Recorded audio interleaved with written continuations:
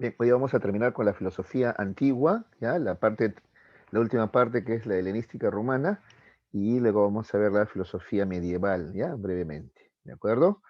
Bien, empezamos entonces, chicos.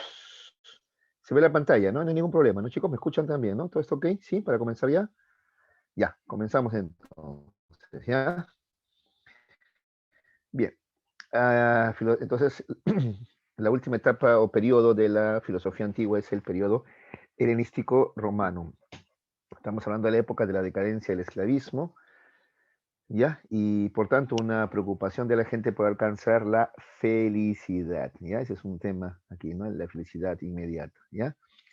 Muy bien. El tema central entonces es la búsqueda de la felicidad. ¿Qué es la felicidad? ¿Cómo la obtenemos? ¿De acuerdo?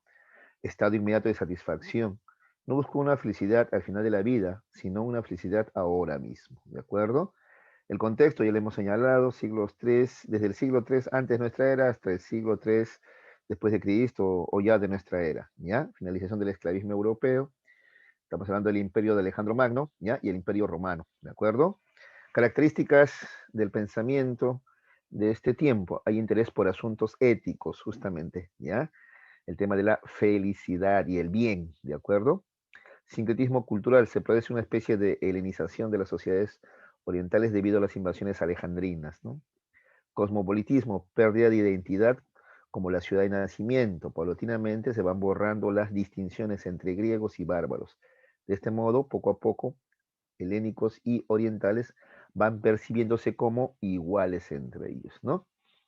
Eclecticismo es una de las, a ver, esto es importante, ¿ya? Es una de las expresiones de la última etapa del fin de la antigüedad, ¿ya?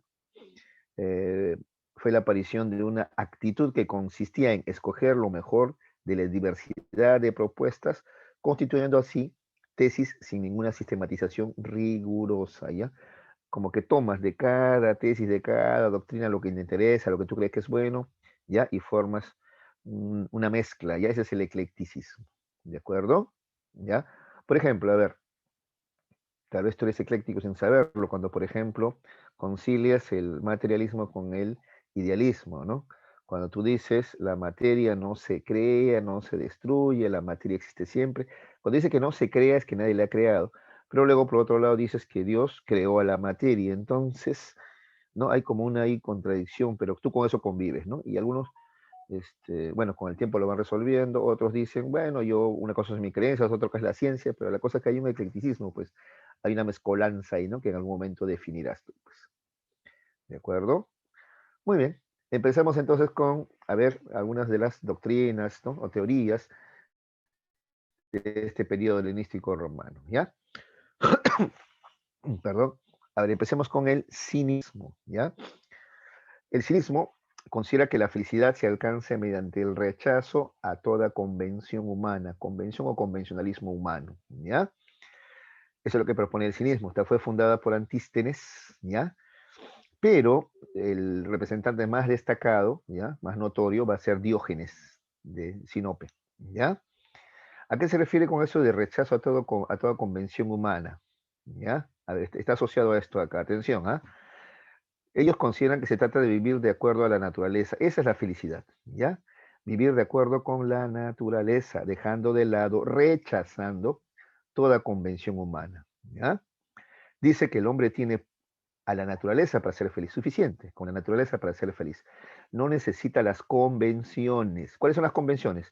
Los elementos culturales, por ejemplo, no necesitamos leyes, valores, religión, ni siquiera filosofía o ciencia, ¿ya? Todo objeto elaborado por el hombre es superfluo, está de más, no es necesario, ¿ya? Hay que vivir al igual que el resto de los animales. Ellos viven totalmente despreocupados porque la naturaleza les provee de todo y viven felices, ¿ya? Justamente el término cinismo viene de quinos, quino significa perro, ¿ya? Es que es lo que ellos proponían, hay que vivir como los animales. Mira los perros, por ejemplo, son felices.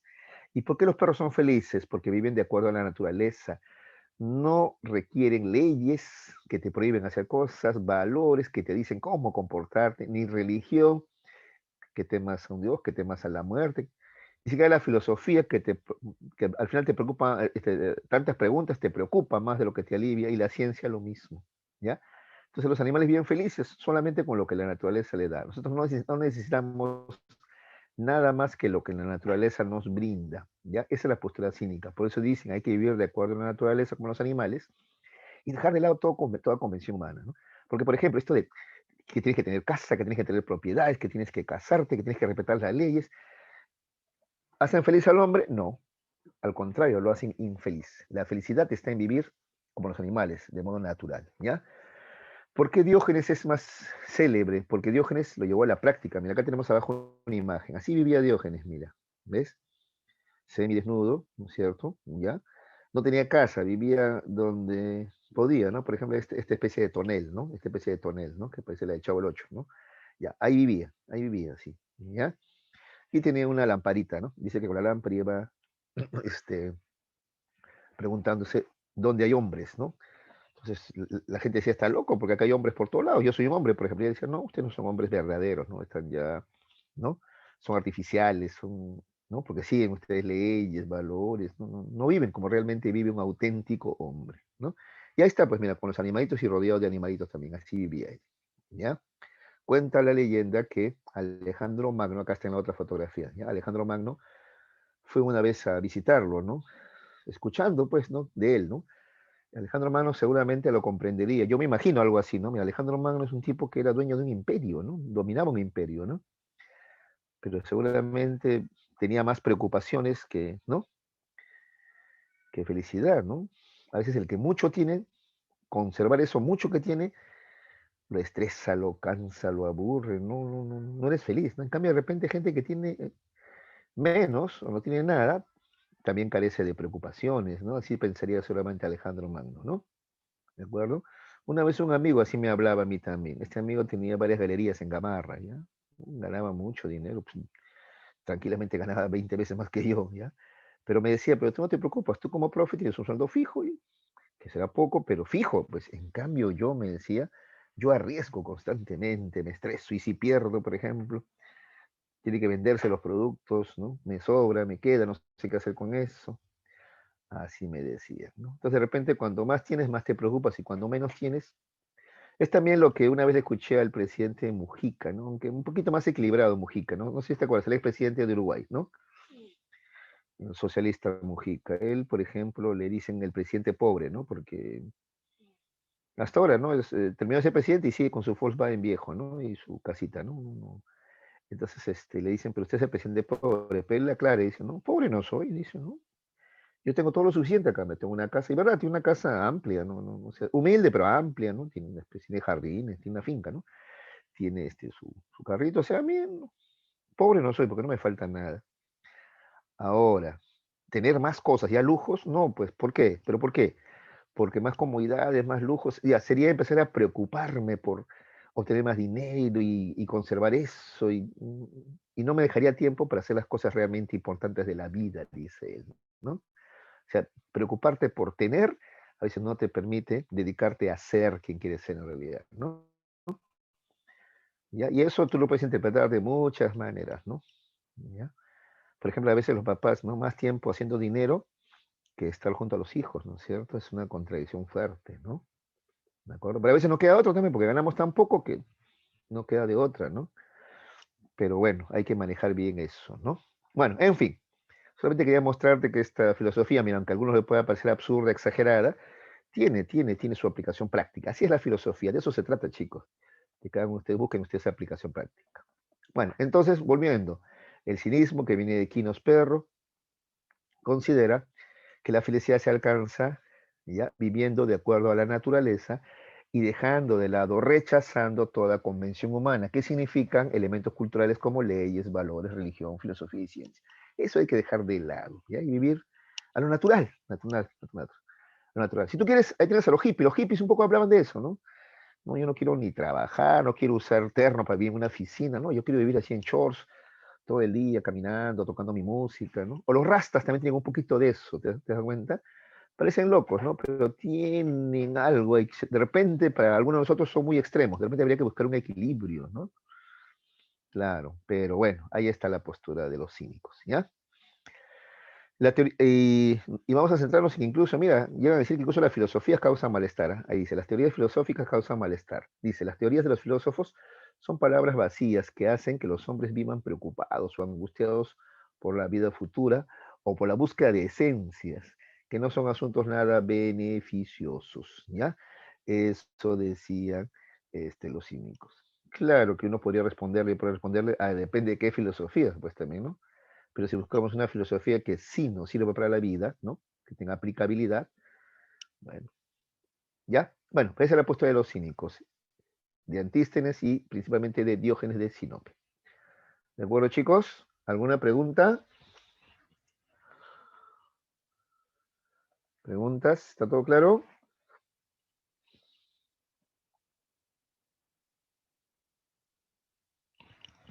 Muchachos, sí, ¿no? ¿Se entendió? Ya, voy a continuar entonces, ¿ya? El hedonismo, ¿ya? Otra postura helenística romana. También, el tema de la felicidad, ¿te das cuenta? Entonces, la felicidad, decían los cínicos, se alcanza dejando de lado los convencionalismos, ¿no? Sociales, humanos, y viviendo como los animales, libres, ¿ya? Sin imponernos leyes ni prohibiciones y eso. El hedonismo dice que la felicidad se alcanza con la justa elección de los placeres. A ver, para comenzar, Epicuro, ¿ya? Que es el fundador, ¿ya? Luego tenemos a Tito Lucrecio ya en Roma, ¿ya? Epicuro dice que el hombre por naturaleza, ¿ya? Está en su naturaleza el ser humano, buscar el placer y evitar el dolor, eso es natural. Incluso los animales también hacen eso, ¿no? Buscan el placer y evitan el dolor, y eso es lo natural, ¿ya? Eso es lo que dice Epicuro. Pero ahora bien, ¿qué cosa es pues placer y felicidad? ¿No? ¿Cuál es la relación entre placer y felicidad? Es decir, ¿todos los placeres causan felicidad? Aparentemente sí, pero si lo piensas bien, no. Hay placeres momentáneos que a la larga te van a traer dolor. Por ejemplo, la ingesta del alcohol o alguna droga te puede traer felicidad momentánea, pero a la larga, ¿qué te va a traer? Dolor. Entonces no es felicidad, pues. Entonces ahí viene el aporte de Epicuro, ¿ya? Por eso Epicuro es el más destacado de los hedonistas. Porque está bien, dice, por naturaleza, está bien buscar el placer, pero hay que buscar placeres duraderos, pues. No placeres que a la larga, ¿ya? Se van a convertir en dolor. Entonces ya no son placeres, pues son, ¿no? Males, son dolores, ¿no es cierto? No, hay que buscar placeres duraderos. Hay que saber identificar los placeres verdaderos. Ese es el aporte de Epicuro, ¿ya? Epicuro propone que la filosofía debe tener una utilidad. ¿Y cuál es esa utilidad de la filosofía? Señalar cómo pueden ser felices los seres humanos. Para lograr ello, divide su pensamiento en tres partes, ¿ya? La física, donde él señala que todo está hecho de átomos que se mueven en el vacío. Él toma la postura de Demócrito, esto ya lo hemos visto, ¿no es cierto? ¿Ya? El movimiento de los átomos es por azar, de ahí que no existe un destino ineludible. Además, mira cómo utiliza el tema de los átomos para explicarte que no existe un destino, sino que el camino lo haces tú mismo, ¿no? Incluso mira lo que dice, ¿ah? Mira a qué extremo lleva su materialismo, ¿no? Los dioses también están hechos de átomos, ¿ya? Estos seres inútiles que viven fuera de todos los mundos. Inútiles en el sentido de que no es pues como te dicen que ellos deciden la vida o que juegan ajedrez con nosotros, ¿no? Y nosotros somos piecitas de un ajedrez que juegan ellos. No, no, no, no. Son fuerzas de la naturaleza que promueven el movimiento, la evolución y nada más, ¿ya? También dice él que nada se siente cuando estamos muertos, pues en ese momento los átomos de nuestra alma y cuerpo comienzan a disgregarse. A ver, mira toda la explicación que él te da. Esto lo hemos visto ya nosotros en la definición de filosofía, ¿se acuerdan?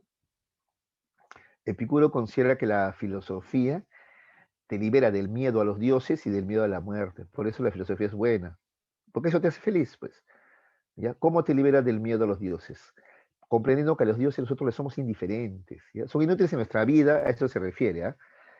Se refiere a que no les interesa nuestra vida. Ellos tienen tareas más grandes, mover el universo, el mundo, la evolución, pero no se andan metiendo en tu vida. No es que él decide quién gana una guerra, si tu hijo vive o muere. No, no, esas cosas no las deciden ellos, no, no les interesa. Pues somos insignificantes para ellos, ¿ya? A eso se refiere con inútiles, ¿ya? O sea, no son de utilidad práctica, no es que va a decidir si nace tu hijo varón o mujer, no es que va a decidir un Dios si tú te salvas o mueres de una enfermedad, no, no, eso no decide, ¿no? Tiene nada que ver. Están abocados a cosas más grandes que están preocupados por la vida o muerte de una bacteria que para ellos eso seríamos nosotros, ¿no? Eso no les interesa y eso depende de nosotros mismos. Cuando tú entiendes eso, entonces ya no le tienes miedo a los dioses. Claro, tampoco estás esperando nada de ellos, ¿no? pero tampoco le temes, ¿ya? Entonces mira cómo la filosofía te ayuda a superar tu miedo a los dioses, ¿ya? En una época en que se hacía pues unas ofrendas, ¿no? A los dioses, catombes incluso, ¿no? Y en cuanto al miedo a la muerte, también te dice igual, porque hay gente que se preocupa, "Ay, cuando muero me enterrarán bajo tierra, que esto, que lo otro, no, que mejor que en el agua, ¿no?" Entonces Epicuro dice, pero ¿por qué te preocupas? El muerto no siente nada. Entonces, no, fue tu muerto, se acaban todas tus preocupaciones, dolores, angustias, no hay nada. Entonces no el tema es la muerte tampoco, ¿no? Incluso podríamos agregar lo que dicen algunos, ¿no? Al final el muerto no sufre. Los que sufren son los que se quedan, ¿no? Aquí, ¿no? Porque lo extrañan, porque no lo sienten por él. Pero el muerto dejó de sentir nada. Entonces, si entiendes eso, tampoco le vas a tener miedo a la muerte. Así pensaba Epicuro, ¿ya? Pero mire la explicación que le da a través de átomos, ¿no? Dice, ¿no? Nada se siente estando muertos, porque en ese momento los átomos de nuestra alma y cuerpo comienzan a disgregarse, dice. En cuanto al tema de la nociología o canónica, o sea, el conocimiento, ¿no? Dice que solamente las sensaciones nos permiten conocer cómo son las cosas. En ese punto él es empirista, ¿no? Él cree que los conocimientos comienzan con los sentidos, ¿no? Igual que decía Aristóteles también, pues, ¿no? ¿Qué más? En cuanto a la ética, la felicidad es la tranquilidad del alma. Esa es la felicidad, ¿ya? Tranquilidad del alma. Atraxia se le llama, ¿no? La atraxia es un estado de imperturbabilidad de tu alma, tranquilidad, serenidad de tu alma. Y esa es la felicidad. ¿Ya? Muy importante, ¿eh? Porque los jóvenes de ahora, por ejemplo, producto que de lo que el Estado, los medios de comunicación difunden, creen que la felicidad es pues la adrenalina, ¿no? la emoción, ¿no? Entonces alcohol, droga, sexo, descontrol, ¿no? No, mira, ya Epicuro advertía de eso ya en esta época, mira, ya él dice, no, la verdadera felicidad es la tranquilidad del alma, ya que tu alma esté tranquila, serena, ¿ya? También parte de la felicidad, obviamente, parte de la felicidad es la ausencia del dolor en el cuerpo, ¿ya? A eso le llama aponía, que no haya dolor en el cuerpo. Claro, ya te había dicho ya, para los hedonistas en general, el hombre y los animales por naturaleza buscan placer y evitan el dolor, claro, eso es normal, ¿ya? Entonces, cuando no hay dolor en tu cuerpo y tu alma está tranquila, estado de felicidad, dice Epicuro, ¿ya?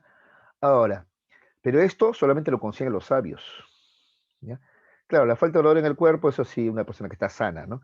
Pero la tranquilidad en el alma, la ataraxia, esta imperturbabilidad, esta serenidad, solamente lo alcanzan los sabios que realizan lo siguiente, que buscan satisfacer de manera mesurada. Mesurada es medida los deseos. Ya te dije, ya.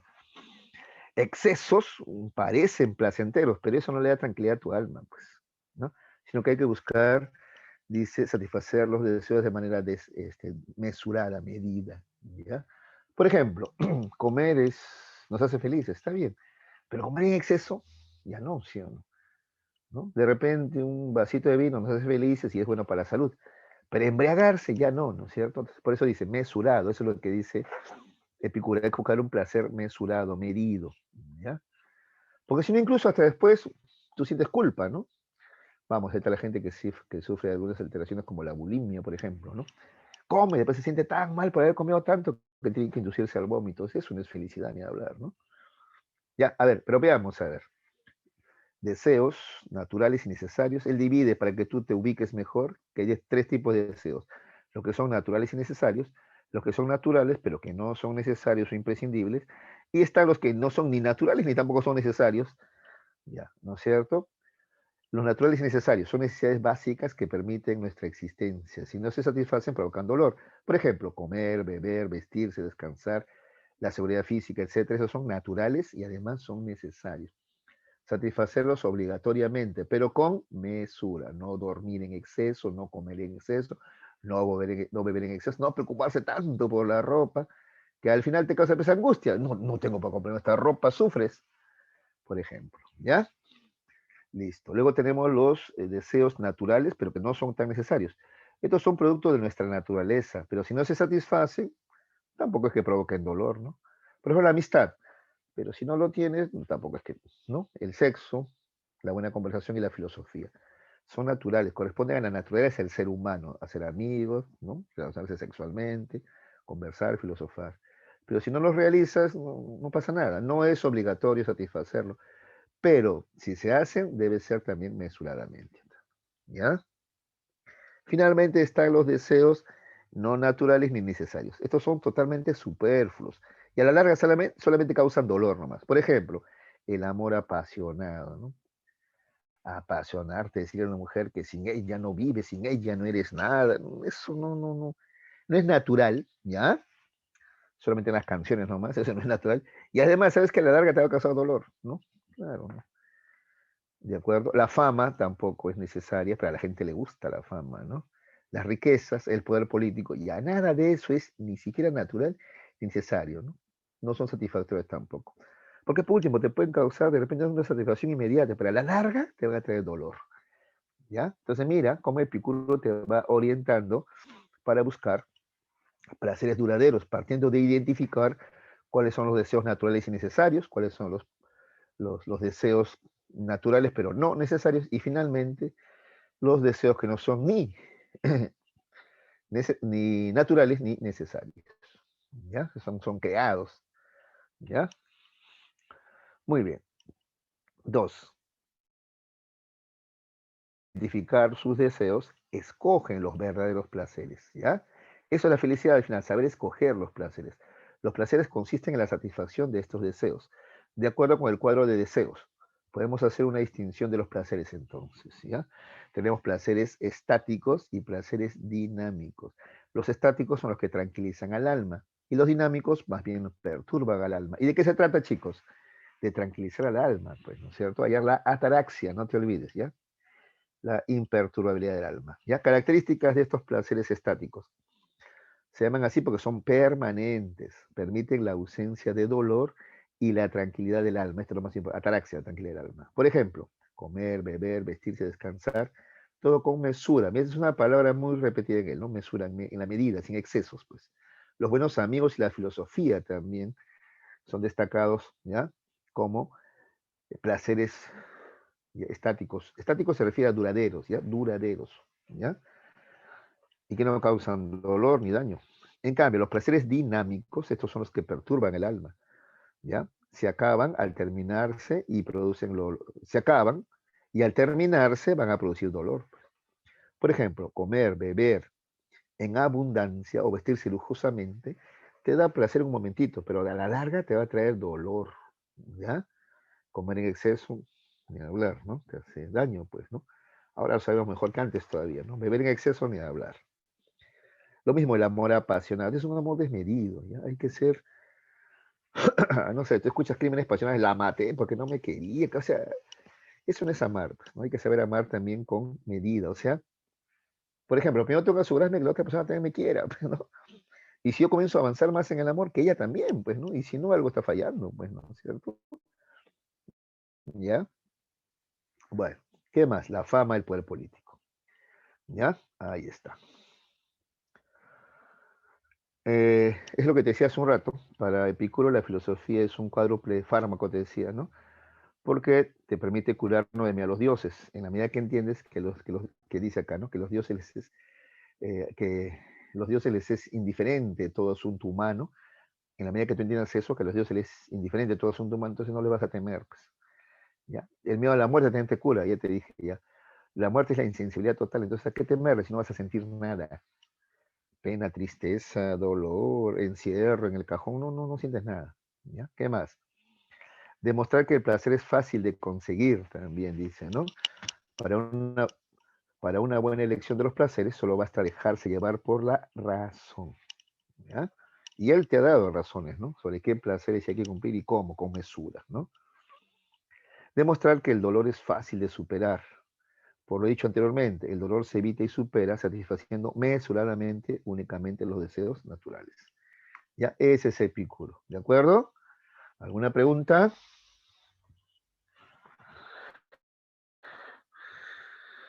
También esto sirve en la vida, chicos, en la vida. ¿Ya? En la Facultad de Psicología donde estudié yo, chicos, la mayoría eran mujeres, te cuento. Sí, de los 150 que éramos, ¿ya? Más o menos 80, y me quedo corto, creo que 80 y tantos eran mujeres, ¿ya? Y menos de 70 éramos varones, menos, a menos. Creo que incluso la proporción era 90-60, me parece, ¿ya? ¿Ya? Entonces, por ejemplo, En más de una ocasión, así les cuento, tuve que decidir, ¿no? Eh, eh, Dar un paso más con una chica que era mi amiga, ¿no? Mi amiga, ¿no? Y convertirnos en algo más. Pero yo no estaba seguro y a la larga sabía que iba a destruir esa amistad, ¿no? Entonces, entre la amistad y el placer momentáneo que es abrazarla, besarla, ¿no es cierto? Y algo más, decidí la amistad, por ejemplo, ¿no? Y me ha funcionado, seguimos siendo amigos hasta ahora con muchas de esas personas, ¿no? Mira, ya más de 20, 30 años de amistad, ¿te das cuenta? Entonces, ¿ves? Entonces ahí está Epicuro, pues, ¿no? Entre el placer momentáneo, que es lo sexual, ¿no? Uno puede optar por la amistad, que es un placer más duradero, ¿no? ¿De acuerdo? Y elegir bien, pues, ¿no? Porque, vamos, hay gente que anda por ahí, pues, supuestamente dice que para encontrar la verdadera tiene que probar un montón. Y sí entiendo, es parte de la experiencia, pero con honestidad, pues. Pero si tú ya de antemano sabes que ella no va a ser, solamente choque y fuga nomás, salvo que ella esté de acuerdo, ¿no? Pero no mentirle, no engañarle, porque al final destruyes amistades, ¿no? Algo que pudo haber sido una bonita amistad se vuelve, ¿no? Horrible, ¿no? Se vuelve contra ti. ¿Ya? Entonces hay que buscar por eso, vuelvo a repetir, placeres duraderos, te diría Epicuro. Mira, cómo hay aplicación práctica, ¿ya? Bueno, ¿alguna pregunta sobre Epicuro? ¿Ninguna? A ver, mis muditos. Mis muditos son estos chicos. A ver. Toledo, acá está Toledo de nuevo, caramba, qué gusto, hijito, verte. Ya, ninguna pregunta, ¿no? Toledo. Ya, seguimos entonces. A ver, por ahí, todo claro, dice. Farfán siempre bien correcto. Gracias, hijo. Farfán. Ya, continuamos entonces, ¿ya? Ya saben. Uh-huh. Un ratito voy a aparecer esto. Y ni creas, había amigos que me decían, aprovechate, tú que... No, pero hay que decirle la verdad a las chicas. Sé que me dijeron incluso, no, si tú le dices la verdad, a la mujer le gusta que le engañes, que le mientas.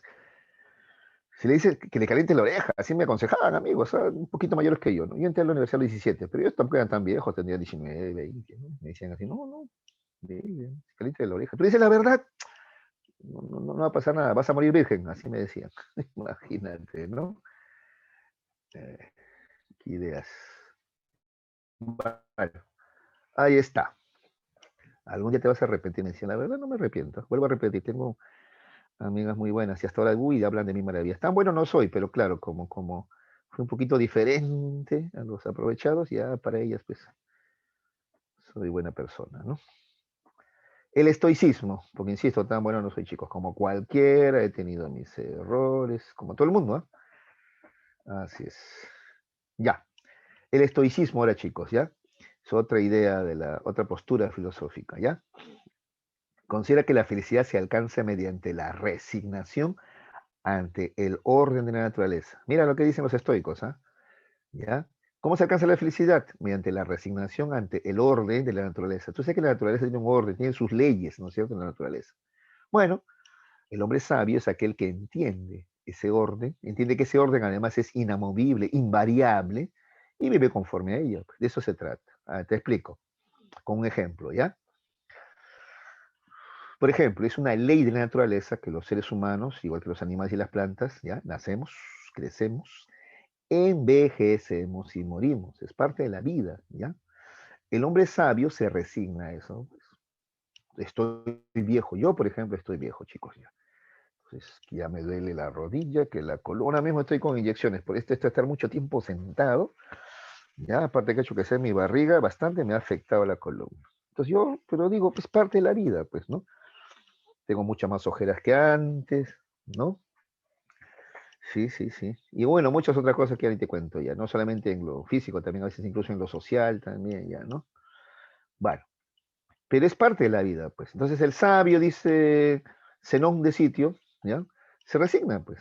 En cambio, el ignorante, ¿qué hace? Sufre. Ay, ¿qué hago para envejecer? Me opero, votos, que no sé qué cosa, que, ¿ya? Para aplicarlo a casos actuales, ¿ya? Y entonces, ¿qué haces? Sufres, sufres por algo que no va a cambiar, ¿me entiendes?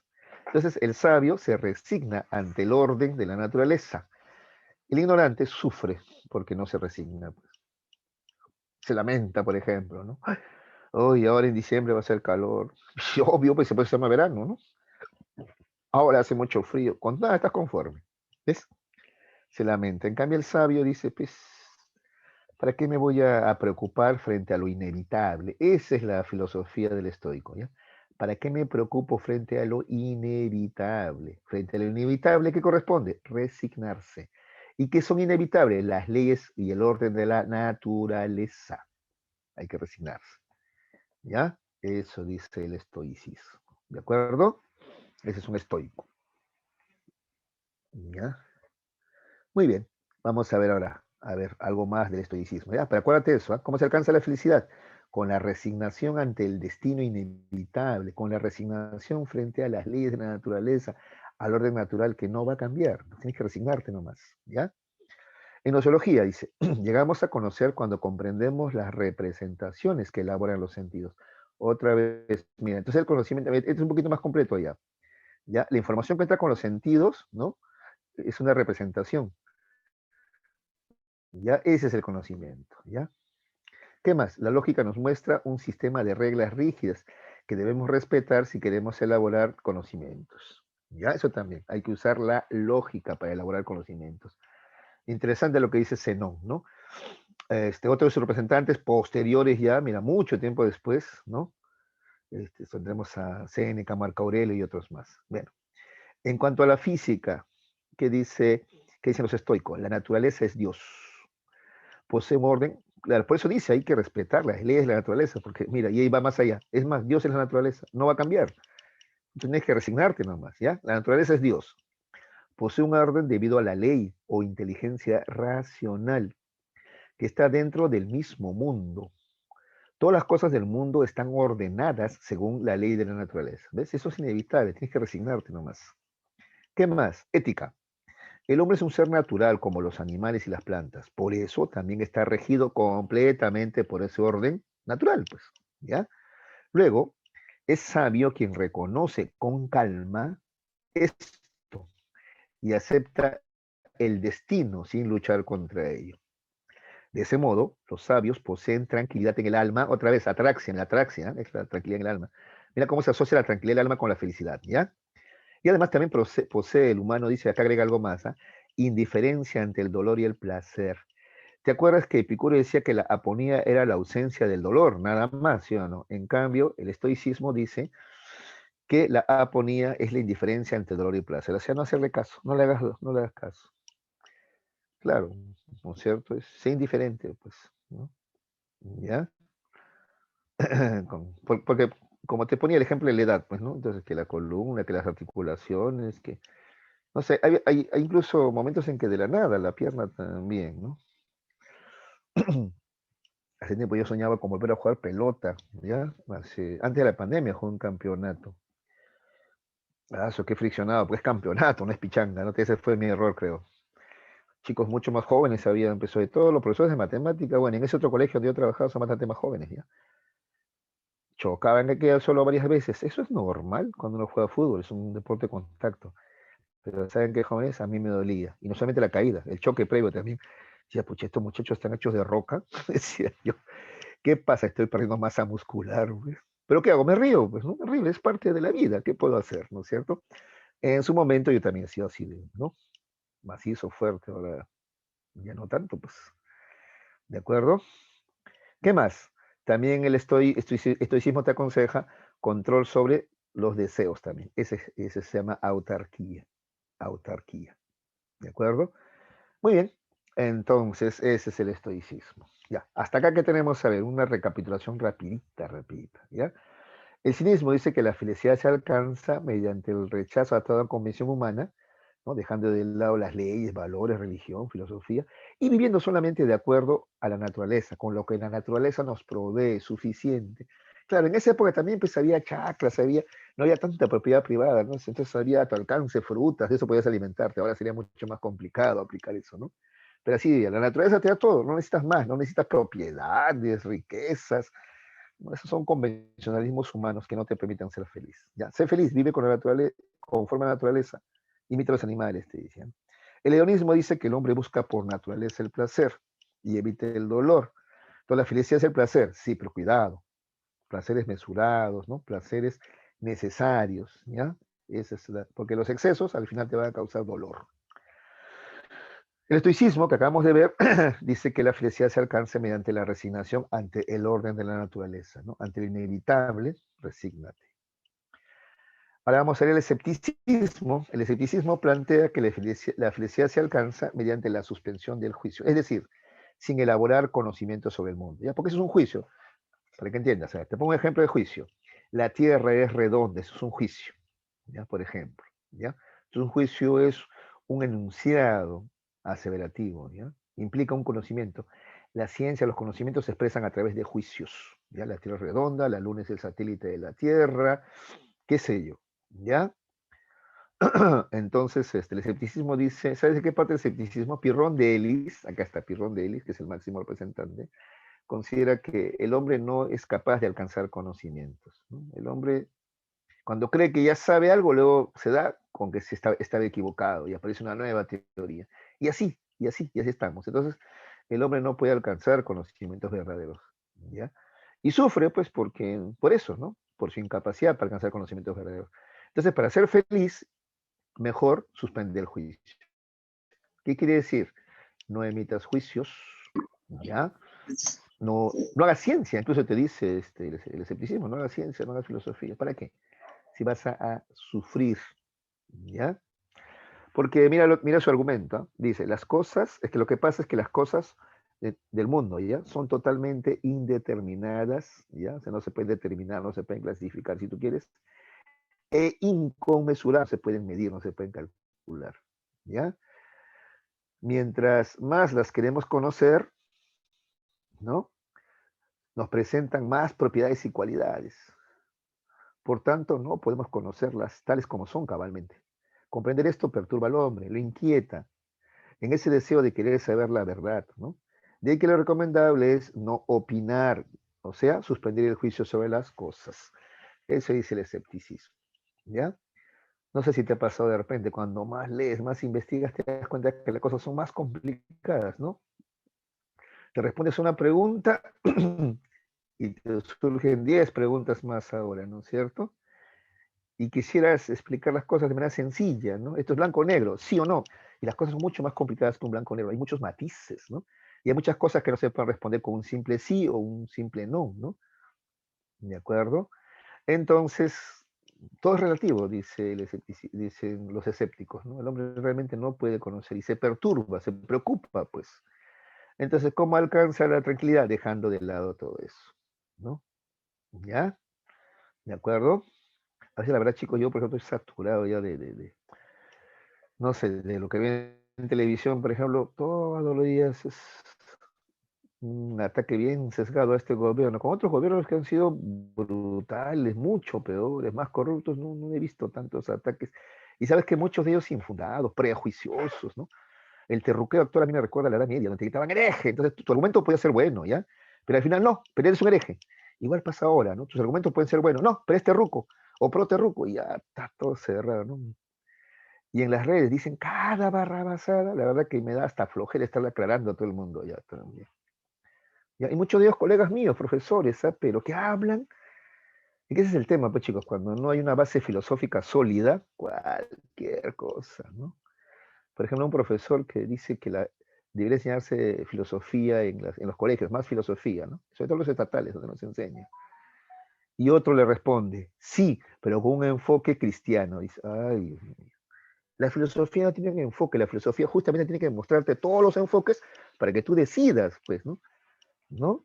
Incluso más adelante dice, ya, bueno, pero que tenga, o que defiende el libre mercado, dice, ¿no? Porque el socialismo ha fracasado. Ah, su madre, filosofía defendiendo el libre mercado. Entonces yo, ay, hasta flojera me da, porque el hombre pone a la carreta delante de los caballos, ¿no? O sea, las doctrinas económicas, o sea, no es que una filosofía se hace pues para defender una doctrina económica, ¿no? Más bien al contrario, muchas de estas ideas, ¿no? De ordenamiento político, económico, pueden surgir sobre la base de ideas filosóficas, ¿no? Bueno, pero a veces la verdad ya, te juro, ya, antes yo veía noticieros diarios, ahora veo una vez a la semana, periódicos ya no compro. Y en el Facebook ya me da flojera también se hace leer todo lo que ponen. Estoy en grupos de WhatsApp de profesores, ay, cada cosa ponen. Y encima sobrados todavía, ¿no? ¿Cómo puedes ser sobrado con algo que no conoces, la verdad? me inquieta, ¿no? Entonces, ¿qué hago? No me permite ser feliz. Evito todo eso, evito, ¿no? Ya la verdad me da, ¿qué serán los años, no? Porque antes, en cambio, yo decía, ¿no? Toda mi vida va a ser una batalla contra la estupidez política, decía yo. ¿Ya? Pero en la actualidad ya me he cansado, creo. Bueno, todavía no llego a ser escéptico, por si acaso, ¿ah? Pero un escéptico haría eso, ¿no? Suspender el juicio. No opino nada, tampoco juzgo las opiniones de los demás.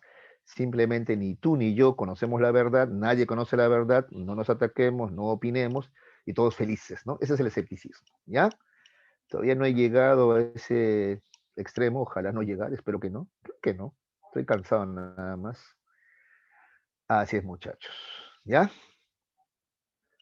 Así es, mis estimados muditos. ¿Y mis muditos cómo están? A ver, ¿están atentos a la clase? No están que chequearlo. Jarito, no me apagues la cámara. Parecía, no parecía, parecía como está con polo negro. Ya está, vamos a continuar, ¿ya? El neoplatonismo, chicos. El neoplatonismo ya considera que la felicidad se alcanza mediante un encuentro místico. Eso le va a llamar éxtasis ya con Dios, ¿ya? ¿A qué se refiere? Mira, primero toma algunas posturas del platonismo, pero le va a agregar también algo de cristianismo acá ya, ¿no? A ver, considera que la felicidad se alcanza mediante un encuentro místico con Dios. O sea, ¿qué pasa? Es que a través de la razón tú no puedes, no te basta la razón para encontrarte con Dios, ¿no? Es un encuentro más bien místico, ¿ya? Místico, ¿ya? Éxtasis, es la única forma de encontrarte con Dios. Y al lograr ese encuentro con Dios, esa es la verdadera felicidad, ¿ya? El precursor de este movimiento fue el judío Filón de Alejandría, ¿no? Aunque el más famoso de todos estos va a ser Plotino, ¿no? Plotino va a ser el principal representante, ¿ya? ¿Por qué? Porque argumenta algo más, pues, ¿ya? ¿De acuerdo? Dice acá, el neoplatonismo es una especie de platonismo exagerado en la que hay una rígida distinción entre lo místico, lo racional y lo sensible. Se va a separar, ¿no? Lo sensible es lo que logras con los sentidos, lo que captas con los sentidos. Lo racional, usando la razón o inteligencia. Y lo místico, que va más allá, pues tiene que ver con, con lo mitológico, ya, ¿no es cierto? ¿Ya? Esta actitud se muestra en el caso de Plotino, quien diseña una realidad que presentamos en el siguiente cuadro. Esta es la realidad que te muestra Plotino, ¿no? Tenemos en primer lugar a Dios, ¿no? El bien absoluto. Dios es el bien absoluto, al cual Plotino le va a llamar uno, o también le llama bien uno, también le llama bien uno, ¿ya? Este es captado con una experiencia mística, éxtasis, ¿ya? Luego tenemos, desde Dios se generan todo, ¿no? Por un proceso de emanación y procesión. Entonces, de Dios emana o prosigue qué cosa? El espíritu, el alma del mundo y finalmente al último ya el mundo, ¿no es cierto? Las cosas materiales, ¿no? Que es lo que ya Platón planteaba, ¿no? ¿Qué más? El espíritu, ¿qué es? Aquí están las formas que propuso Platón, ¿no? ¿Te acuerdas? El espíritu. Ahí están, por ejemplo, los demás valores, justicia, libertad, igualdad, qué sé yo. Y el alma del mundo también está acá, ¿ya? Estos, el espíritu y el alma del mundo, es captado por la razón o intelecto. Finalmente tenemos el mundo material, ¿no? Mundano, ¿no? Captado con los sentidos y también con la razón, ¿ya? Entonces sí, pues es un platonismo exagerado, ¿ya? Dios está más allá de todo lo existente y comprensible. Mira lo que dice, ¿ah? Por eso, llegar a Él no es posible ni siquiera por la razón. No basta la razón o la inteligencia para llegar a Dios, ¿ah? Sino se requiere de una misteriosa experiencia irracional llamada éxtasis. Más adelante le van a llamar fe, pues hijos. Más adelante le van a llamar fe a eso, ¿ya?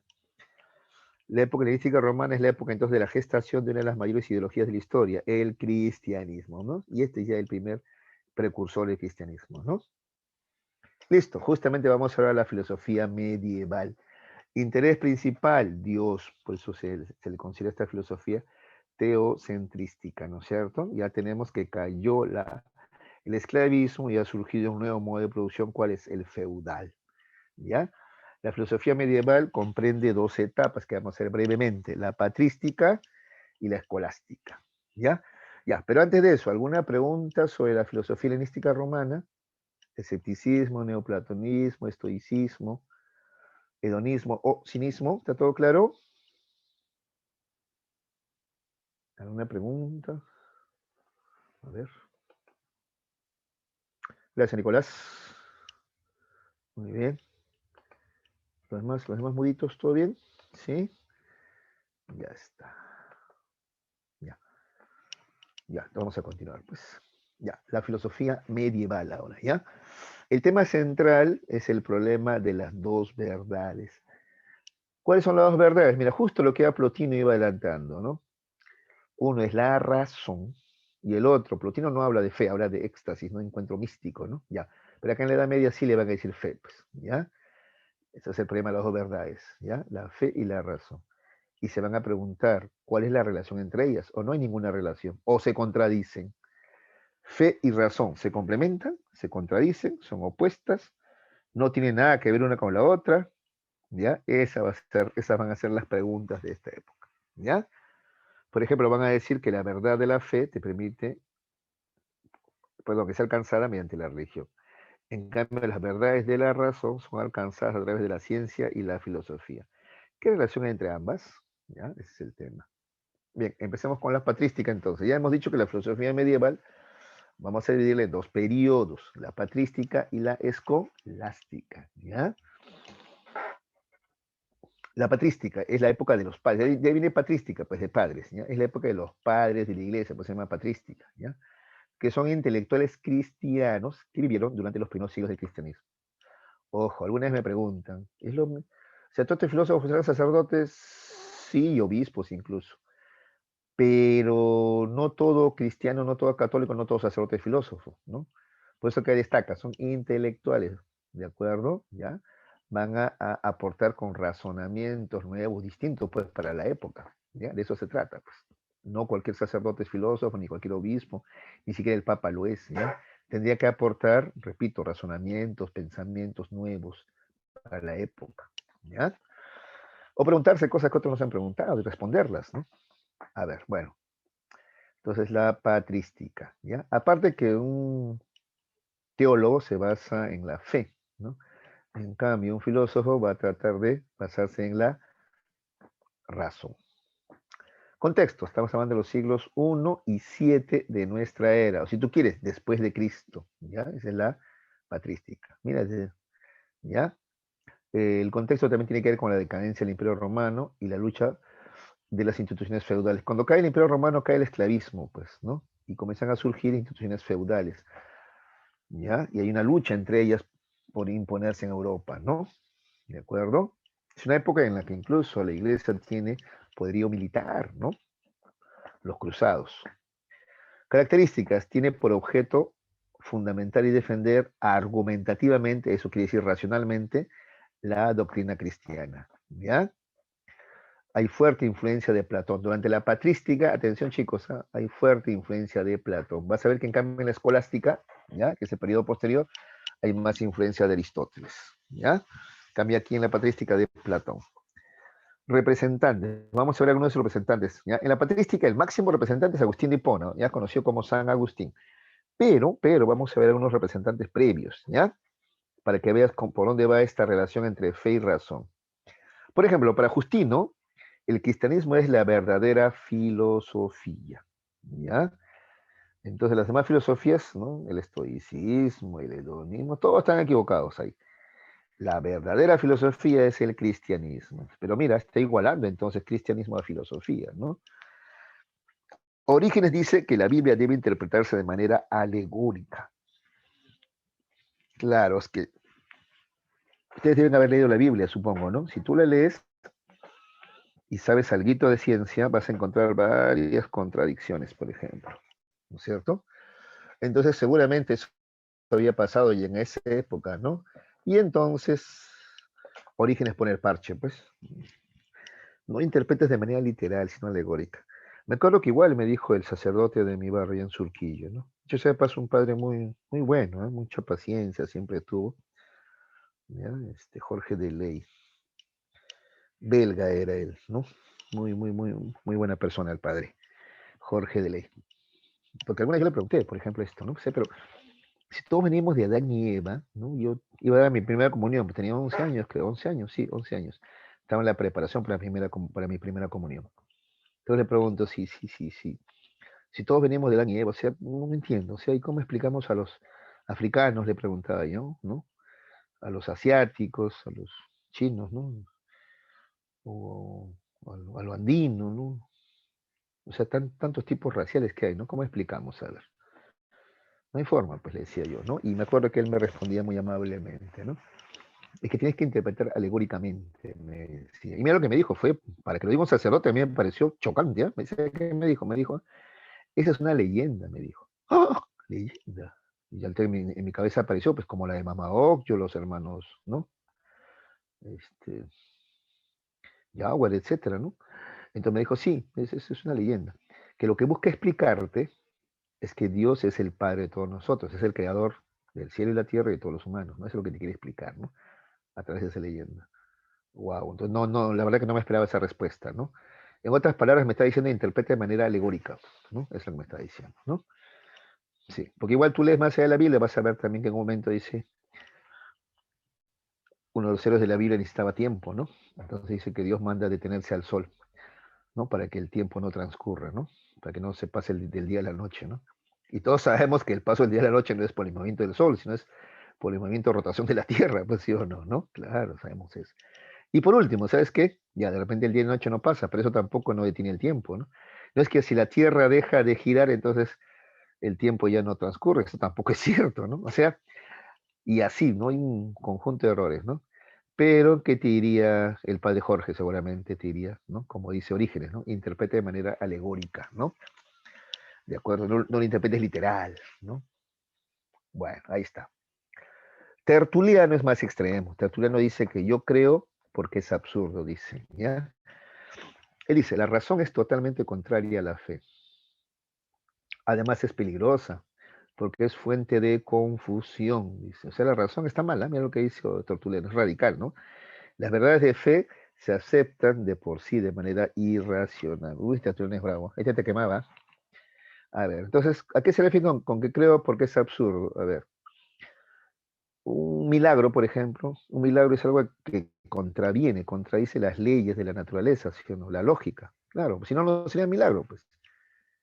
¿Ya? Contraviene las leyes de la lógica, de la naturaleza. Es un absurdo, pues, un milagro, es algo.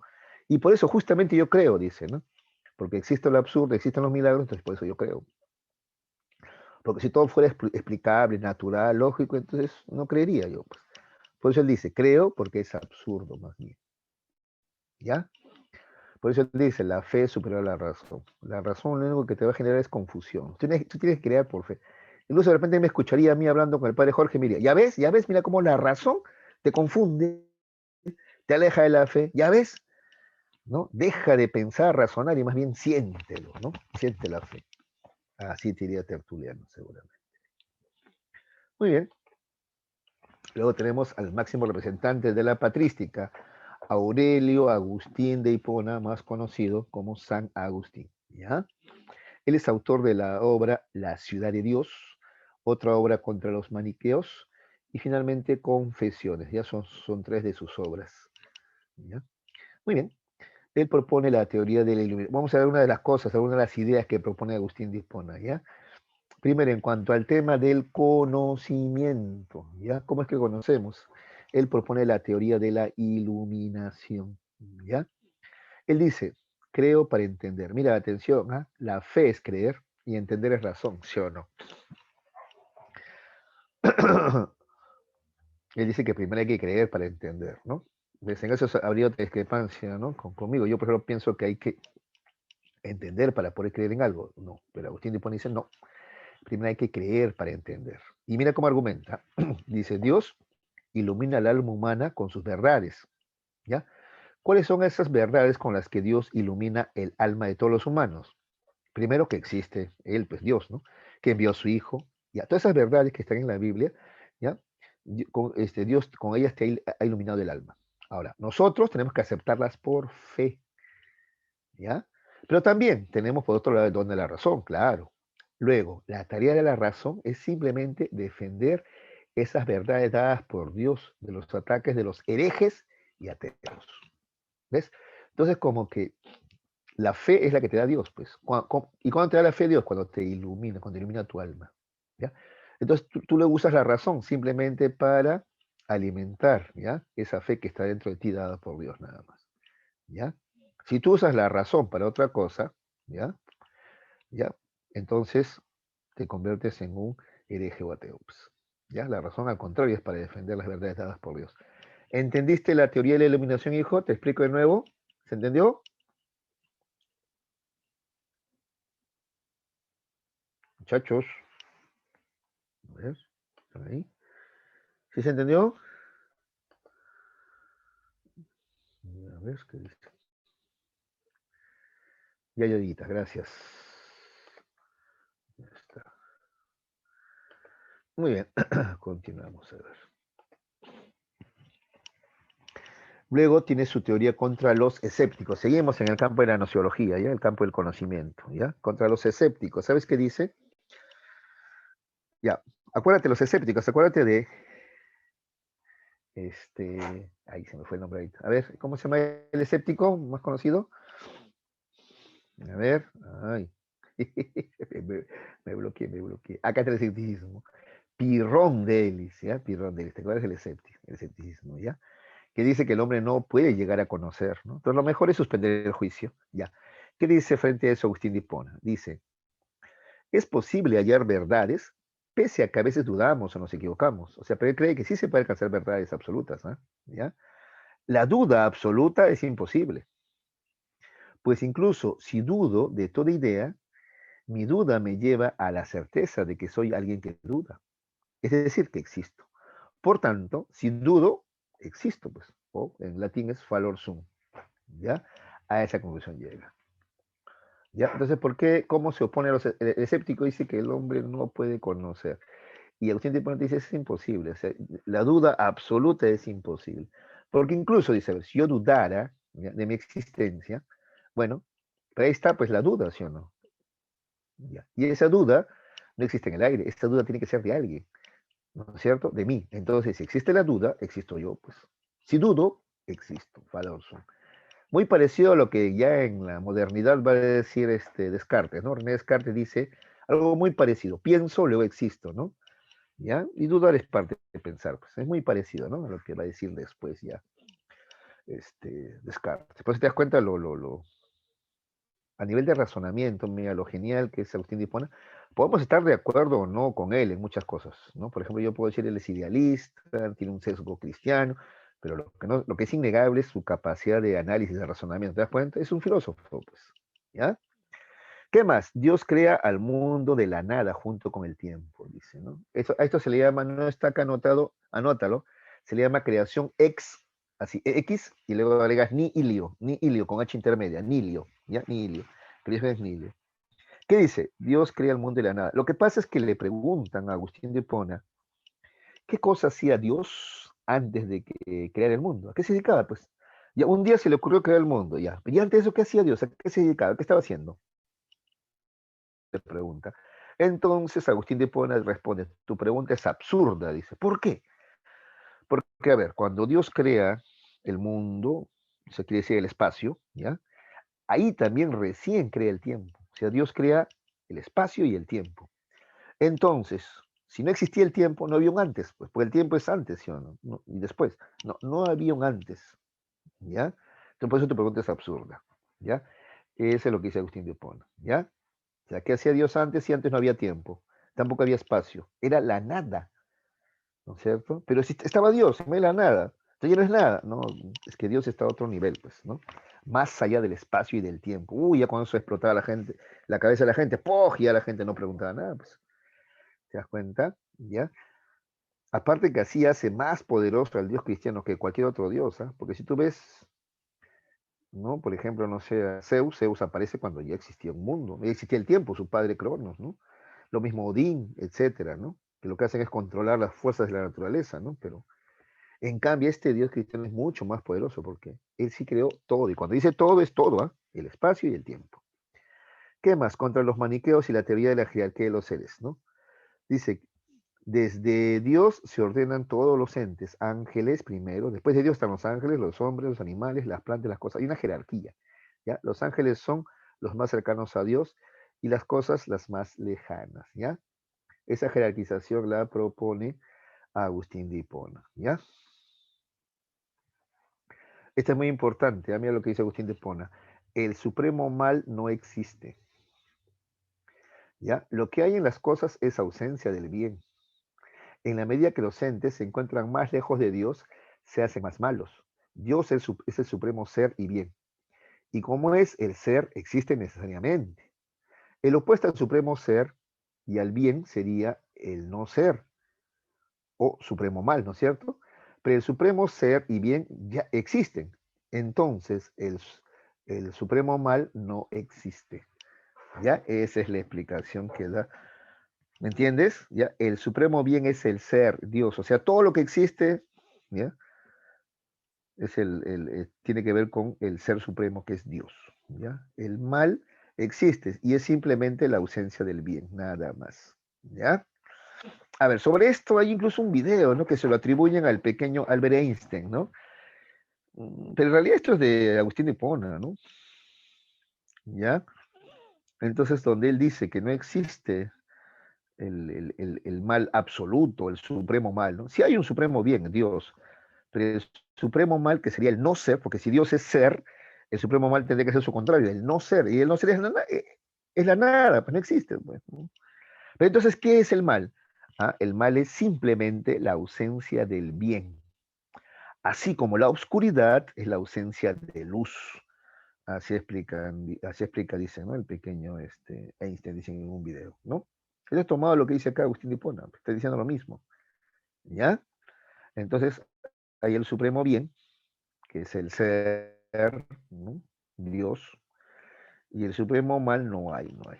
Aparte que por correlación de fuerza tampoco hay, no es que luchan igual Dios contra el diablo, que casi los tienen el mismo poder y se igualan en poder, no, ¿no es cierto?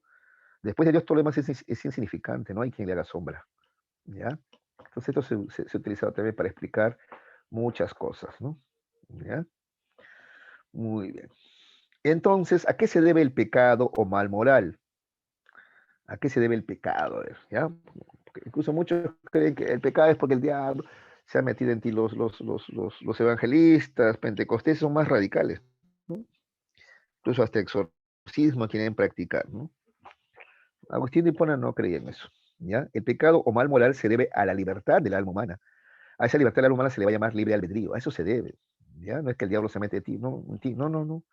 Tú decides porque tú tienes libre albedrío, ¿ya?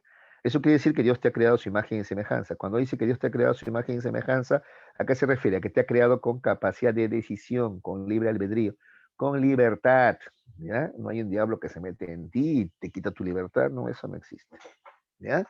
Acá dice, como Dios es perfecto, entonces es libre, ¿no es cierto? Y si el alma humana es creación de Dios a su imagen y semejanza, entonces el alma humana también es libre. Libre para elegir seguir o alejarse de Dios incluso, ¿ya? Si eligiera alejarse, entonces comete pecados. Pues así surge el pecado, cuando el hombre con su libre albedrío decide libremente, voluntariamente, a alejarse de Dios. Ese es el pecado, ¿ya? La teoría del providencialismo. ¿A qué se refiere? Y esto sí es diferente también a cualquier otro Dios conocido anteriormente, ¿no?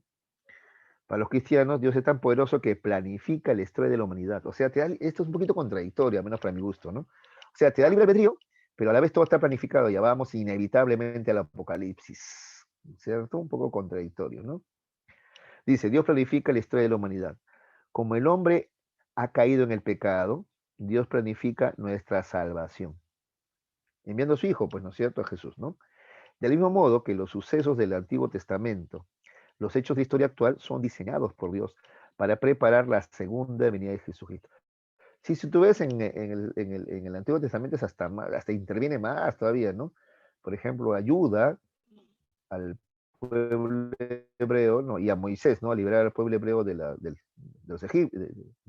poder de Egipto, ¿no? Incluso manda 7 plagas hasta lograr su libertad, le ayuda a abrir el mar para que puedan pasar, ¿ves? O sea, interviene. En otro momento, mientras busca la tierra prometida, incluso manda a su ángel de la muerte a que participe en la guerra. O sea, Dios tomaba partido, participaba en la guerra, era un liberador, ¿no es cierto? Que está queriendo liberar a su pueblo de la esclavitud, ¿no? Entonces interviene bastante, ¿no? Y eso es importante porque los hebreos justamente han sido esclavos por mucho tiempo, ¿no? Por eso creían en un Dios así liberador, ¿no? Esa esencia se ha perdido en la actualidad, ¿no? O se ha vuelto más bien un Dios de los ricos. En la Edad Media se vuelve un Dios de los ricos, más bien, ¿no? O la gente así lo utiliza, ¿no? Bueno, ahí lo dejo. Esto da para bastante análisis, chicos. ¿Eh? La filosofía es fascinante, pero no quiero cansarlos por ahora. Ahora, si ustedes preguntaran, ya sería otra cosa. ¿Eh? Podríamos ahí conversar bastante. ¿Ya? Bueno, por eso dice, al final de la historia, los seguidores de Dios van a conformar la ciudad de Dios justamente, le ganarán a los seguidores del pecado, que es la ciudad terrenal, ¿ya? Esa es la teoría del providencialismo. O sea, Dios te da libre albedrío, pero como que él ya sabía que tú ibas a fracasar, ¿no? Y para eso también tiene un plan, mandará a su hijo, pues, para librarte del pecado, ¿no? ¿Ya? Y al final, ¿cómo va a terminar la historia? Porque ya está todo predestinado ya. ¿Eh? La ciudad de Dios, o sea, los seguidores de Dios, te van a imponer a los seguidores del pecado que conforman la ciudad terrenal. ¿Ya? Ya está todo escrito ya. ¿Ya? Ahora vamos a ver la escolástica, ¿ya, chicos? Es la época de la doctrina generada en las escuelas y universidades. Escolástica justamente viene de la voz latina escuola, escuola, ¿ya? ¿Qué es la escuola? La escuela, pues. Claro, ¿ya? Si mal no me equivoco, creo que en italiano también le llaman así, escuola, ¿no? ¿Ya? Yo voy a la escuela. Listo, ¿ya? Entonces, ¿qué pasó en este tiempo? Se van a crear escuelas y universidades con el propósito de fundamentar, argumentar la fe cristiana, ¿sí? San Marcos mismo fue creado con ese espíritu. ¿Eh? San Marcos tiene más de 465 años. ¿Qué cosa crees que se enseñaba en la época de la colonia en San Marcos? Teología. Y para comenzar, ¿quiénes iban a esa universidad de San Marcos? San Marcos era una universidad de élite. Se me refiero a élite en el sentido de que entraba ahí la gente con dinero, de ciertos apellidos, ¿ya? Los Quispe, Mamanis no entrábamos ahí, no, no, no. Ahí entraba gente de mucho dinero, ¿no? Criollos, en su mayoría hijos de españoles, ¿no es cierto? Y a estudiar qué cosa, ya te dije ya, teología, ¿no? Todo lo que sea defensa del cristianismo. Así se fundan muchas universidades y escuelas en el mundo, ¿no? Para eso la iglesia tenía pues poder, dinero para hacer eso, ¿no? Estamos hablando contexto, siglos 8 y 9, ¿ya? De hegemonía, pero también luego decadencia ya del feudalismo, ¿ya? Y del dominio político de la Iglesia Católica. Muy bien, características. Tiene por objetivo justificar al feudalismo como sistema instalado por Dios. Una fuerte influencia de Aristóteles, te avisé, ¿no? En la patrística la influencia es más de Platón, como hemos visto. En la escolástica hay más una influencia de Aristóteles. Vas a ver sobre todo cuando veamos al máximo representante que es Tomás de Aquino, y va a ser la fuerte influencia de Aristóteles que hay en él. ¿Ah? Representante de la escolástica tenemos a Anselmo de Augusta, ¿ya? Él es autor de la prueba ontológica. Esto te va a interesar, a ver. La prueba ontológica para demostrar la existencia de Dios. Mira, es uno de los primeros que va a usar la razón para probar que Dios existe. Es que tienes que entender que esto es nuevo. Antes no, antes, ¿cómo vas a probar que Dios existe? Es más, hasta el solamente atreverte a querer probar que Dios, pero voy a probar que Dios existe. No, pues tú quieres probar, quiere decir que estás dudando, hereje, maldito, te quemo, ¿no? Entonces, por eso, lo que él hace para esa época es de todas maneras asombroso, ¿no? A pesar de que tal vez su planteamiento no pueda ser tan lógico. Vamos a verlo mejor antes de juzgarlo, ¿ya? Mejor, ¿ya? Mira lo que dice, mira su prueba ontológica para demostrar que Dios existe, la siguiente. Dice Anselmo de Aosta, más conocido como San Anselmo, ¿eh? Dice, Dios es lo más grande que se puede pensar, ¿no es cierto? Dime, ¿hay algo más grande que Dios? No, es lo más grande, porque Dios es eterno, ¿no? Es eterno, omnipotente, omnipresente, todopoderoso, o sea, no hay nada más grande. Listo, ya. Ahora, si Dios es lo más grande, no puede estar dentro del pensamiento, ¿no es cierto? Porque si fuera así, el pensamiento sería lo más grande, sino, claro, o sea, si Dios está dentro del pensamiento nada más, quiere decir que nuestro pensamiento es más grande que Dios todavía, y eso no es posible, ¿ya? Entonces, Dios está fuera del pensamiento, porque es más grande que el pensamiento humano, ¿sí o no? Ahora, y si está fuera del pensamiento, ¿qué está fuera del pensamiento? La realidad, pues.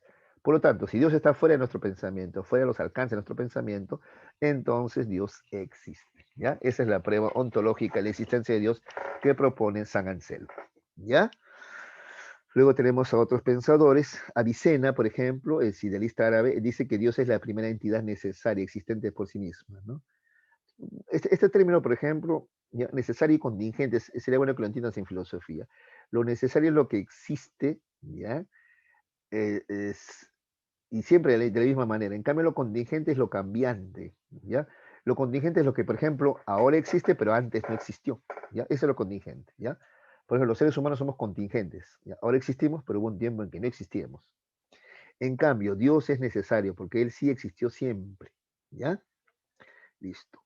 Averroes, genial materialista árabe, ¿ya? Él es seguidor de Aristóteles abiertamente, y dice, el mundo es eterno y el alma de cada ser humano es mortal. ¿Ves? Eso es lo que dice Aristóteles, ¿te acuerdas? Muere tu alma, muere tu cuerpo, ¿ya? Porque materia y forma no pueden separarse.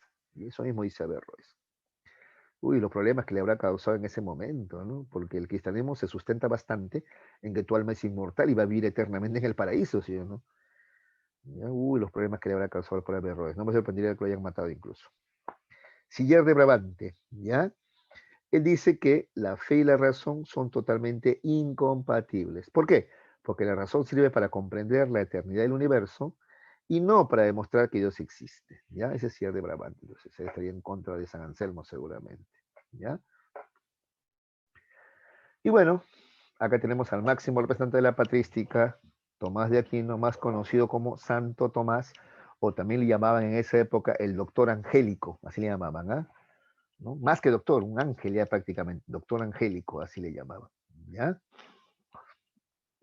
Bueno, él es contrario al averroísmo y sus seguidores, ya ves, partidario del sistema feudal y del dominio de la iglesia en el mundo, ¿ya?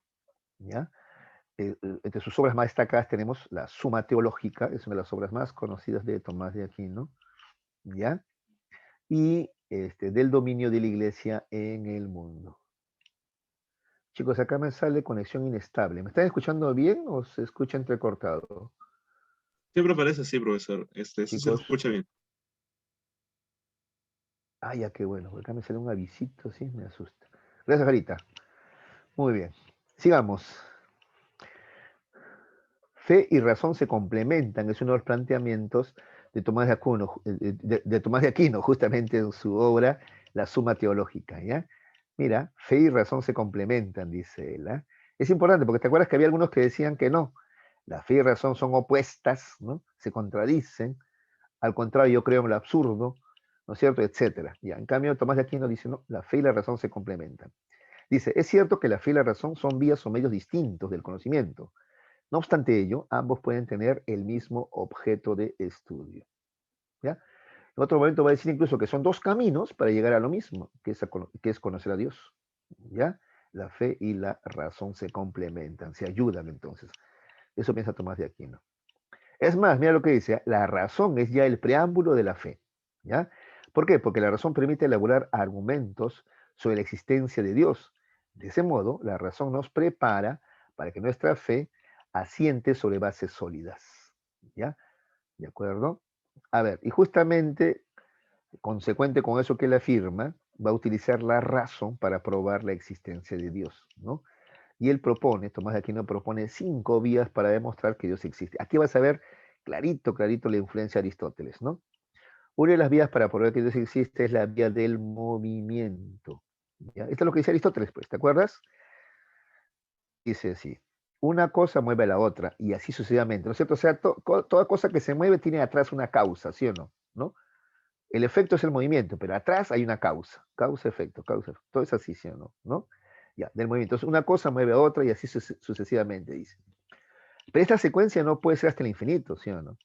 Entonces tiene que haber un primer motor, de eso no hablaba Aristóteles, el primer motor. Tiene que haber un primer motor que inicie el movimiento, pero que no sea movido por nadie, porque es el primero, pues sí o no.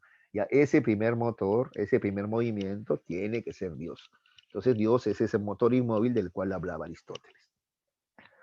Otra vía para poner que Dios existe es la vía de la causalidad eficiente. Esto también es de Aristóteles, ¿te acuerdas? Causa material, causa formal, causa eficiente, ¿te acuerdas? ¿Quién convirtió la madera y le dio forma de mesa? Causa eficiente del carpintero, ¿ya? Acá lo mismo, mira lo que dice, ¿eh? De la causalidad eficiente, ¿ya? Una cosa tiene su causa en otra y así sucesivamente, pero esta secuencia no puede ser hasta el infinito. Luego debe haber una primera causa, pero que no sea causada por nadie, porque es el primero, ¿no? Ese es Dios, primera causa incausada. ¿Ves? Esas son Esto viene de Aristóteles, ¿no? Solo que lo está aplicando para el caso no de la naturaleza, sino de Dios, ¿no es cierto? Tomás de Aquino, ¿ya? De la necesidad y contingencia, esto te expliqué ya, ¿no? Necesidad es lo que ha existido siempre.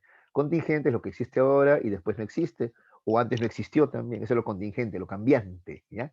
Lo necesario es lo que existió siempre, ¿ya? Entonces mira lo que dice acá. Todas las cosas que vemos no han existido en algún momento, o sea, no han existido siempre, es lo que te quiere decir, ¿ya? No han existido en algún momento. Por ejemplo, el hombre en algún momento no existía, los animales, las plantas, etcétera, ¿no? Es decir, su existencia es contingente, ¿de acuerdo? ¿Ya? Pero ahora, mira, ponte a pensar, ¿ah? Que si solo existiesen cosas contingentes, ¿ya? Entonces hubo un momento en que no existía nada, pues sí o no, claro, ¿no? O sea, las plantas, el hombre, ya, son contingentes, en algún momento no existieron, ya, quiere decir que en un momento no existía nada entonces. Ahora, pero de esa nada, nada sale tampoco, pues sí o no. Entonces es obligatorio admitir la existencia de un ser que tiene necesariamente que existir siempre. ¿Quién es ese Dios? Claro, porque de lo contingente no sale nada. Tiene que haber existido alguien que existió siempre, ese tiene que ser Dios. De los grados de perfección, ¿no? Unas cosas son más perfectas que otras, es lo que tú puedes observar en el mundo, ¿sí o no? Pero a su vez hay otras más perfectas y así sucesivamente. Pero esa secuencia no puede ser hasta el infinito, ¿no? Luego debe haber una entidad sumamente perfecta, la más perfecta. Ese tiene que ser Dios, pues. ¿Ya? ¿Qué más? Del gobierno del mundo, finalidad. Dice que todas las cosas tienen una finalidad. Por eso es que vemos que el mundo está ordenado. Pero el mundo no es un ser inteligente, ¿sí o no? Entonces debe haber una inteligencia que ordene el mundo. Ese es Dios, la inteligencia ordenadora. Porque el mundo no se puede ordenar así solo, ¿no? ¿De acuerdo? Hay una especie de inteligencia que ha ordenado todo el mundo. ¿Y quién, esa inteligencia que ordena, ordenadora del mundo, quién puede ser? Si no, Dios, ¿no? ¿De acuerdo? Muy bien. Los cristianos utilizan bastante ese argumento. Yo recuerdo un debate en San Marcos, ¿ya? Y un cristiano me decía así, mira, me decía, observa el átomo. Tiene un núcleo y tiene electrones girando a su alrededor, ¿sí o no? ¿Ya? Ahora, observa el sistema planetario solar. El Sol es el núcleo y tiene como electrones, pero en este caso son los planetas girando a su alrededor. ¿Te parece coincidencia que tengan el mismo diseño, tanto el átomo como el sistema planetario solar? No, eso mostraría que hay un solo átomo y los sistemas planetarios. Y ese arquitecto tiene que ser Dios, inteligencia suprema. ¿Ves? Esos son sus argumentos, por ejemplo. ¿Ya? Siguiendo esto acá, ¿no? Del gobierno del mundo o la finalidad. ¿Ya? ¿Ya? Tiene que haber una inteligencia que le dé orden a las cosas. ¿De acuerdo? Claro, todo eso tiene respuesta, pero ahorita yo estoy en plan de. No te voy a contar qué cosa le respondí, eso será en otro momento. No tenemos tiempo. Y lo dejo también para que tú lo pienses, a ver qué te parece a ti ese argumento. A mí me pareció ingenioso, ¿eh? Pero las cosas son más complicadas que eso, pues, ¿no? Muy bien, sigamos. La iglesia manda sobre los estados, además dice Tomás de Aquino. ¿Por qué? Dice que la real felicidad del hombre está más allá de este mundo terrenal, ¿sí o no? Por eso no bastan las funciones del Estado, porque el Estado te garantiza la felicidad, pero en este mundo terrenal. En cambio, la iglesia te prepara para el encuentro con Dios, ¿no? Donde vas a ser feliz eternamente en el paraíso. Entonces, la iglesia tiene fines superiores a los del Estado y por eso es también superior al Estado, ¿no? Pero de pasadita, ¿qué te está diciendo? Que el Papa es más poderoso que cualquier rey, ¿sí o no? Porque no te ves que el Papa es, ¿no?, representante de Dios aquí en la tierra. ¿Ya? Esas son las posturas de Tomás de Aquino. Ya, como complemento, vamos a ver brevemente nomás a Guillermo de Ockham, ya, brevemente nomás. Él es contrario, opuesto a Tomás de Aquino, ¿ya? Para comenzar, dice que fe y razón son incompatibles. ¿Te acuerdas que para Tomás de Aquino fe y razón son complementarias? Guillermo de Ockham dice no, son incompatibles. La razón se encarga del conocimiento de la naturaleza. Es totalmente ajena a la fe. La fe se encarga de las verdades reveladas por Dios. Por tanto, son absurdas las pruebas para demostrar que Dios existe. ¿Ves? Es contrario, ¿te das cuenta? Otra cosa importante, los universales no existen, ¿ya? Por eso también se le llama a Guillermo de Ockham el príncipe, acá dice arriba, el príncipe de los nominalistas, ¿no? ¿Qué pasa? ¿Qué son los universales? A ver, es que se pensaba en esa época, los estudios de Platón, sobre todo pensaba en esa época, que la belleza, el bien, estos conceptos, ¿ya? Esos son universales. Los universales son conceptos, chicos, ¿ya? bien, belleza, incluso el concepto árbol, concepto libro, ¿ya? Entonces los seguidores de Platón pensaban que estos universales tenían vida propia, ¿ya? Existe pues el bien, la belleza, el modelo de árbol, modelo de libro, o ideal de hombre, ¿ya? Son ideas que tienen vida propia. ¿Te acuerdas que eso decía Platón también? ¿Ya? Entonces hay unos que siguen esa línea, ¿ya? En cambio, Guillermo de Ockham dice, no, esos son conceptos, sí, pero que el hombre ha creado. Pues, ¿ya? Entonces, por ejemplo, todos estos acá que tienen tronco, rama y es grande, árbol, listo. ¿Ves? El hombre crea conceptos. Por eso se llama nominalista, son simples nombres. Los universales no existen en realidad, son solamente nombres. En cambio, los que decían que los universales sí tenían vida propia, eso se le llama realistas. Eso a veces confunde, ¿no? Pero de realistas no tenían nada, pues, porque creer que la belleza tiene existencia real y propia, creer que el modelo, no sé, o idea de libertad tiene vida propia, ¿no? Se piensa que las ideas tienen vida propia, ¿ya? Es absurdo, pero bueno, más bien, como tenía existencia real, según ellos, les llaman realistas. En cambio, Ockham piensa que no, que son conceptos más que el hombre ha creado, no, nombres nominalistas, pues, ¿ya? También propone el principio de economía lingüística. Este es muy conocido de Ockham, ¿ya? La navaja de Ockham, así se le conoce, la navaja de Ockham. Dice, no hay que multiplicar los entes sin necesidad, ¿ya? El conocimiento científico está contaminado de palabras que no corresponden con las cosas que existen en el mundo. Esto daña a la ciencia. Por eso, si queremos elaborar ciencia rigurosa, debemos eliminar esos conceptos que están de más, ¿ya? De ese modo, la ciencia debe convertirse en un conjunto de signos sencillos y claros. A eso se refiere. Ay, ¿por qué complicar? A la gente le gusta complicar creando términos nuevos, ¿no? Que éxtasis, que mitológico, que ¿no? Una serie de nombres que lo único que hacen es confundir. Hay que buscarla, ser más sencillos, directos, claros, ¿ya? Eso es lo que va a decir este, Ockham con su navaja de Ockham, ¿ya? Principio de economía, ¿ya? Incluso llega a decirte, ¿eh? De dos posibles explicaciones frente a un mismo hecho, seguramente la más simple, ¿no? Tiende a ser la mejor, ¿ya? ¿Qué más? Y esto también se opone, mira, a Tomás de Aquino. El Papa solo es una autoridad simbólica de carácter moral, nada más. No posee algún poder espiritual. La iglesia solo debe encargarse de las cuestiones religiosas, nada más, y no meterse a política, querer poder, tener ejército. Es bien contrario a lo que pensaba Tomás de Aquino. Y por eso también Guillermo de Ockham fue perseguido, castigado, bueno, como se hacía en la época, ¿no? Listo. Acá hay un cuadrito sobre lo que te acabo de explicar, los universales, ¿no? ¿Ya? Son eternos, perfectos, están en la mente de Dios, dice, ¿no? Son las esencias o modelos perfectos de las cosas individuales. Cuando hablo de modelos perfectos, por ejemplo, el ideal del hombre, es la idea de hombre, la idea de belleza, la idea de árbol, tienen vida propia, ¿no? Representantes de los que proponen un realismo exagerado dicen que esto existe, ¿no? Son seguidores de Platón, te decía, ¿no? Ahí tienes a Anselmo y a Guillermo de Champeau, ¿ya? Luego están los que dicen que sí existen, pero solamente en la mente humana nomás, ¿ya? Ese es el realismo moderado. Estos son los seguidores de Aristóteles. Acá tenemos a Tomás de Aquino y a Pedro Abelardo. Y están los que dicen que no, son solamente conceptos, nombre que el hombre le asigna a las cosas, ¿ya? Ese se llama nominalismo. Y acá te acabo de mencionar a Guillermo de Ockham y también está Roselino de Campeny. ¿De acuerdo? Listo. Vamos a la práctica dirigida, salvo que haya alguna pregunta. A ver. ¿Alguna pregunta, sobre todo sobre Tomás de Aquino y la escolástica? También sobre Guillermo de Ockham. Tenemos unos minutitos todavía.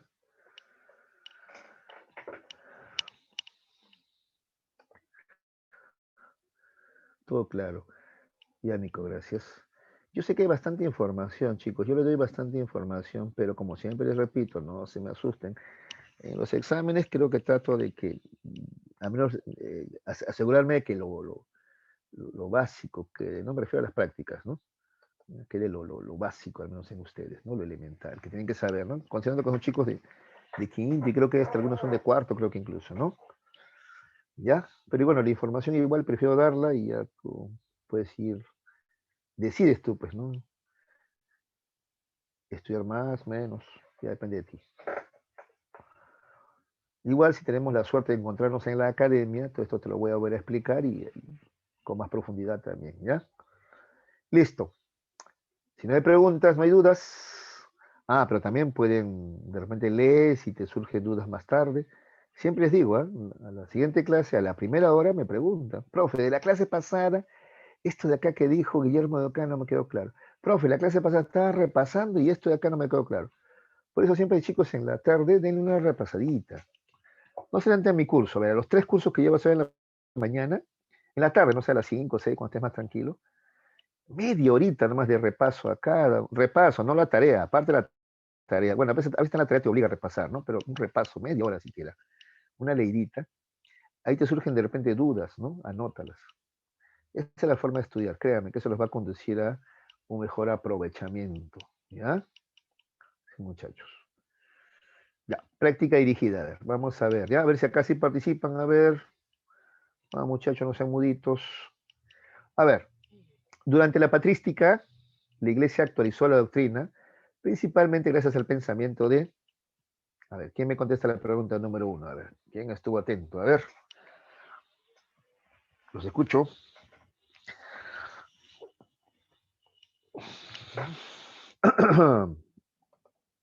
A ver, sería más fácil si contestan de manera... Usted utilizando el micrófono, pues chicos, pero a ver, igual agradezco. Yadira se ha atrevido a contestar, ella valiente, ella, la E. O más bien segura, ¿no? Porque sí estaba atenta, ¿no? Vamos a ver. Claro, estado atenta, claro. Entonces, en la patrística destacó más la influencia platónica, principalmente por el pensamiento de Agustín de Hipona, que es el máximo representante de la patrística, ¿no? Igual, si hablamos de la escolástica, en cambio, sería Aristóteles y sería Tomás de Aquino, ¿no? Pero aquí en la patrística es Platón, o sea, la influencia platónica, ¿no? Que se pone de relieve con San Agustín. Muy bien, la E, muy bien respondido. 2. Para el representante máximo de la patrística, el mundo surgió, a ver, ¿quién me dice? A ver, ¿quién estuvo atento? Otra vez, representante máximo de la patrística, ese es San Agustín, ¿no? O Agustín de Hipona, como quieras llamarlo. Ya, según en el mundo, ¿cómo surgió?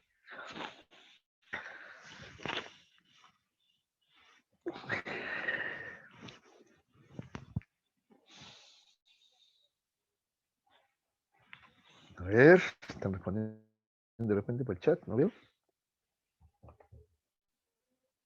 Ya, sí, ahí acá. Vamos a ver.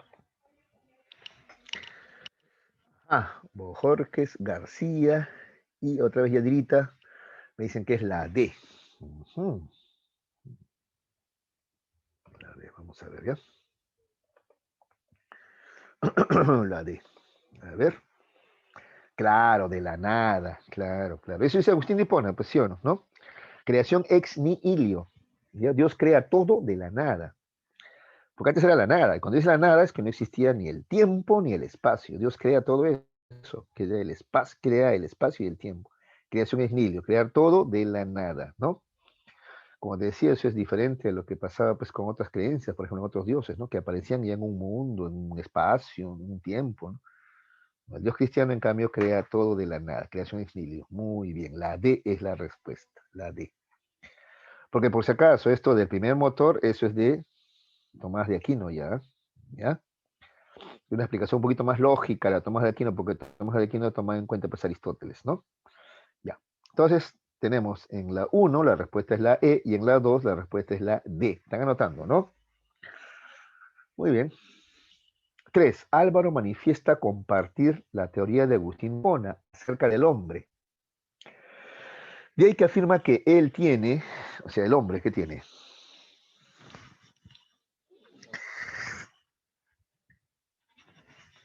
¿Qué es lo que más destaca Agustín de Hipona en el hombre? A ver quién me dice.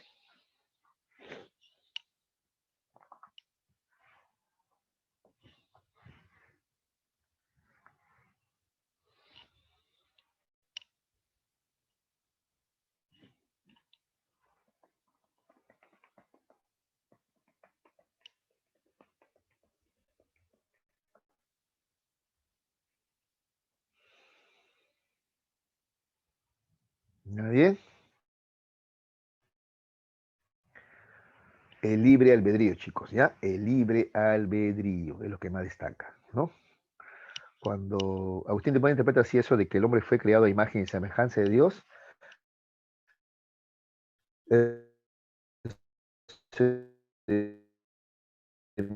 imagen y semejanza no se refiere pues al físico, ¿no? Sino se refiere al alma libre, con libre albedrío. En general, los instintos, ¿no? En cambio, el hombre sí tiene libre albedrío. ¿Ya? Puede elegir hacer el bien o no, pues seguir el bien o no. 4.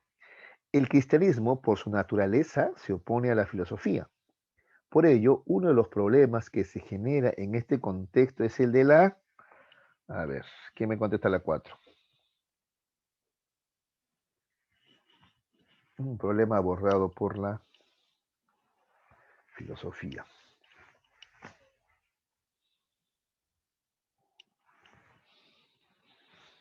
No veo si están participando por el chat de repente. A ver, no, todavía no.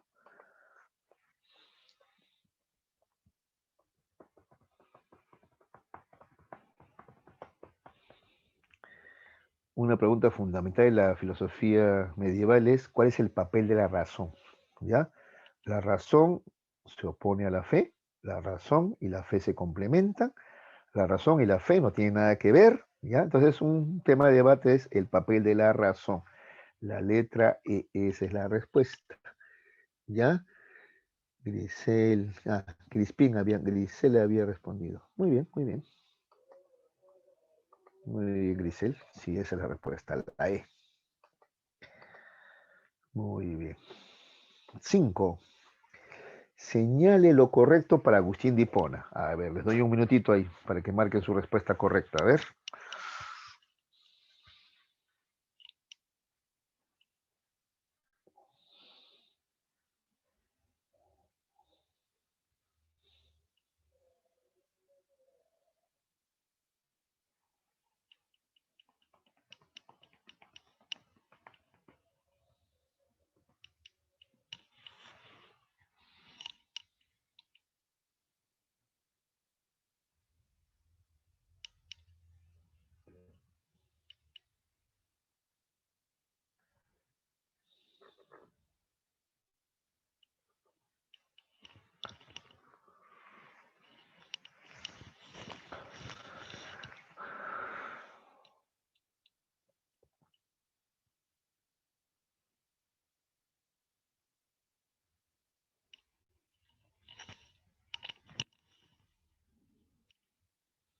Ya, a ver, su respuesta.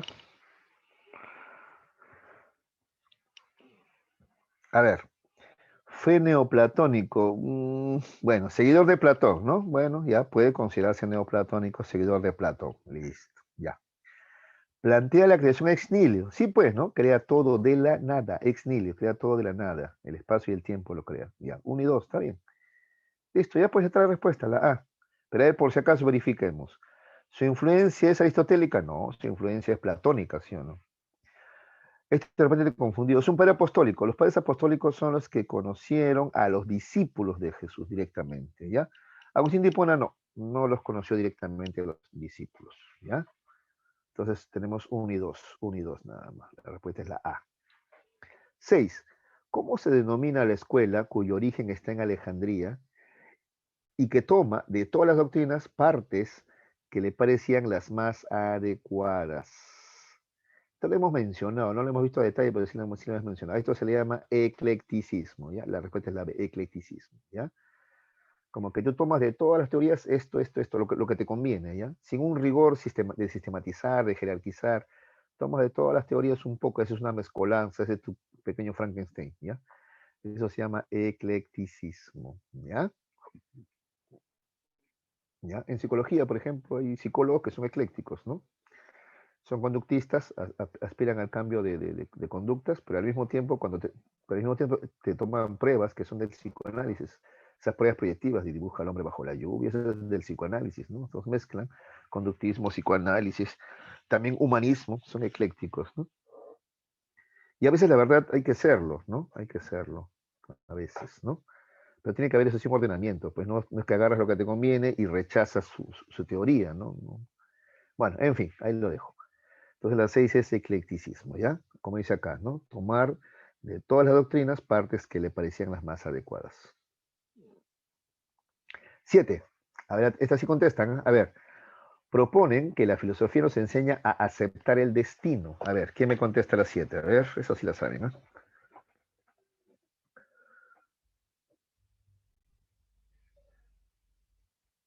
pregunto, a ver, me acuerdo que cuando estábamos en colegio, yo siempre le preguntaba, es que los veía un poquito distraídos a veces, ¿no? A mis alumnos hace rato y mi alumno Maravito, me acuerdo todavía. 7 la D, dice García Guisado. A ver. Ya. Y en el aula de Jarita, siempre le preguntaba yo a Camarena y a Álvarez, ¿no, Jarita? Listo, a ver, las 7, ¿qué dice? Claro, los estoicos, pues, ¿no? El estoicismo te enseña a aceptar el destino. Dicho de otra manera, a resignarse, ¿ya? Así, resignación, ¿ya? Estoico es resignación. Frente a lo inevitable, resígnate. ¿Para qué te preocupas si no lo puedes controlar? Resígnate nomás, ¿ya? Claro, que eso también podríamos discutirlo, ¿no? Porque una cosa son las leyes de la naturaleza que no cambian, pero otra cosa son las leyes de la sociedad que sí cambian, ¿no? Porque algunos entienden mal el estoicismo, ¿no? ¿No? Claro. Por ejemplo, hay gente que dice, ay, ricos y pobres siempre va a haber, eso no va a cambiar, hay que resignarse. Por las puras te amargas, así me dicen a veces a mí. No, eso no es cierto, eso sí puede cambiar, ¿ya? Pero algunos son estoicos en esos aspectos, pues. O a veces también el cristianismo también. Ya, esta vida hemos venido para sufrir, ya en la otra vida, ya en el paraíso, ya serás feliz. Ya. No, yo no acepto eso. Yo creo que el destino puede ser cambiado. No hay un destino, ¿no? Cada uno hace su camino, pienso yo. Bueno, en fin. Entonces, eso de resignarse, aceptar el destino, es ese estoicismo, ¿ya? Solo que te decía que hay que saberlo interpretar correctamente, pues. ¿Ya? Envejecer sí es inevitable, ahí sí tengo que resignarme. Pero a la injusticia, a la corrupción, ¿no? A la pobreza, eso no me puedo resignar yo. Listo, sigamos. Es que hay que diferenciar leyes de la naturaleza y leyes de la sociedad, ¿no? No es lo mismo. Ya, sigamos, chicos. 8. Es correcto con respecto al epicureísmo. Epicuro, ¿te acuerdas de Epicuro? El placer, ¿no es cierto? Él habla de que la felicidad tiene que ver con el placer, pero un placer mesurado, medido. Ya, sabiendo eso, a ver, ¿cuál sería lo correcto acá del epicureísmo, de Epicuro? A ver. No, acá está rebuscadito, ¿eh?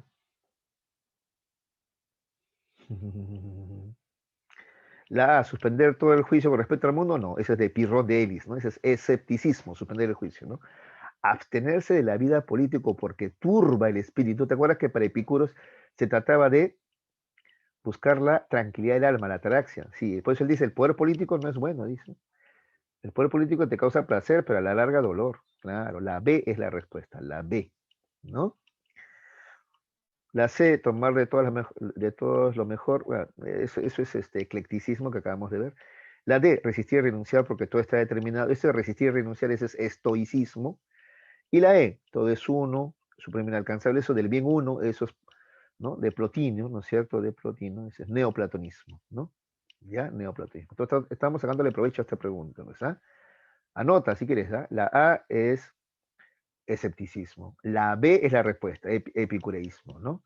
C es eclecticismo, D es estoicismo y la E neoplatonismo, ¿ya? Acá la respuesta es la B de bueno, epicureísmo. ¿Ya? La vida política turba el alma, no te permite una tranquilidad del alma. ¿De acuerdo? ¿Sí? Ya.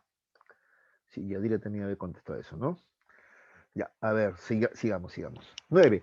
Momento en que según Plotino, él es neoplatonista, ¿no es cierto? Plotino, neoplatonista. Momento en que según Plotino, el alma toma contacto con la divinidad, o sea, con Dios. ¿Cómo se le llama a ese momento? Éxtasis, ¿no es cierto? Éxtasis, ¿no? Oye, ¿será casualidad que hayan puesto a una droga de ese nombre? Debe ser casualidad, ¿no? No creo que. Éxtasis, así le llamaba entonces, ¿ya? Listo. 10. Señale el tema tratado por la filosofía medieval. Otra vez, esta pregunta es muy parecida a una que vimos ya, ¿no? ¿Qué trata la filosofía medieval? La relación entre fe y razón. La relación entre fe y razón. Es decir, las dos verdades, pues la de las dos verdades. Alguno de repente ha dudado, profe, los dioses. No, en la filosofía medieval no se habla de dioses, se habla de uno solo, ¿sí o no? Uno solo, ¿no? No de dioses, ¿ya? Pero el tema central es cómo conocer a Dios. Y ahí está el tema de las dos verdades, ¿no? Razón y fe, ¿ya? Por eso la 10, la mejor respuesta es la D. ¿Ya? Entonces 9E, 10D. Terminamos, chicos, con estas dos últimas. A ver si participan. ¿Ah? Todas son propuestas filosóficas de Agustín de Hipona, excepto una. Indique cuál es. A ver, ¿cuál de esas posturas que está ahí no corresponden con Agustín de Hipona? A ver, el providencialismo, sí, ¿no es cierto? Él tiene un plan, ¿no? Para todo, ¿no? Hay un destino de la humanidad ya, listo. La creación a partir de la nada, también es de Agustín de Hipona, creación ex nihilo, ¿sí o no? ¿No? El libre albedrío del alma, o sea, del hombre, también es de Agustín de Hipona. El nominalismo, no, esa no es. El nominalismo cree que los universales no existen, sino que son solamente nombres que le damos a las cosas. Eso es de Guillermo de Ockham, ¿no? Guillermo de Ockham, no es de Agustín de Hipona, ¿ya? Entonces la respuesta es la D. La D, ¿ya? D2, la respuesta en la 11. Y 12. El problema de los universales, ¿a qué se refiere? La A, pues, la naturaleza de las ideas. Si las ideas, bien, justicia, belleza, tienen vida propia, o son solamente nombres, nómina, ¿no? Nombres que el hombre le da a las cosas. ¿Ya? ¿De acuerdo? Entonces, el problema de los universales es el debate acerca de la naturaleza de las ideas. Si estas ideas tienen vida propia, o estas ideas son solamente nombres, ¿no? Que le damos a las cosas, ¿no? A través de la generalización. ¿Ya? La respuesta es la A. Listo, muchachos, hemos terminado. A no ser que haya alguna pregunta. A ver, quiero conocer a Yadirita, no le he visto. A ver, ¿dónde está Yadirita? A ver, está con la cámara apagada. Siempre participa esta niña. Ah, y a Farfán también. Pues está con la cámara apagada, está en Farfancito. Ya, otro día lo voy a conocer, pues a ver. Para no olvidarme de mis alumnitos más participativos ahora. Ya. Bien, chicos, no hay preguntas, ¿no? Igual, denle una repasadita. La filosofía sí es amplia, un poquito de repente a estas ideas nuevas, ¿no? Que tú no habías pensado, no habías reparado. Entonces, una leidita te caería bien. Y si ahí surgen dudas, la próxima clase. ¿Ya? Por si acaso, no quiere decir que si me haces esas preguntas, vía el examen, no, no se preocupen. Yo voy a tratar siempre de simplificar las cosas en eso, ¿no? Acá me interesa que aprendan a razonar, a pensar. Ese es el tema de la filosofía. ¿Ya? Por eso no les voy a hacer preguntas rebuscadas, ¿no? ¿Ya? Bueno, chicos, si no hay preguntas, entonces hasta ahí avanzamos.